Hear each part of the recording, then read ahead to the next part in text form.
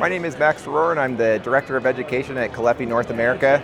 We are talking about education at the booth this year. So we're built on generations of trust, and kind of to back that up a little bit, we are a family, privately held company. The Caleffi family is the second generation and third generation in the booth this year, and we're talking about how we build things.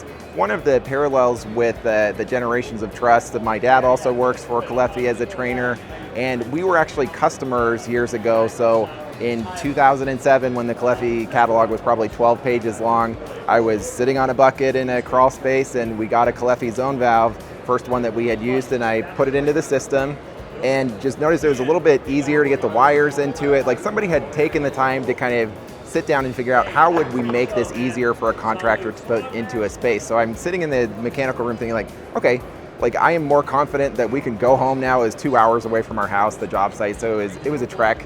It's always nice to leave the job site knowing that, okay, that is right. That's how it was supposed to go together. I understand how to service it. I understand how to install it.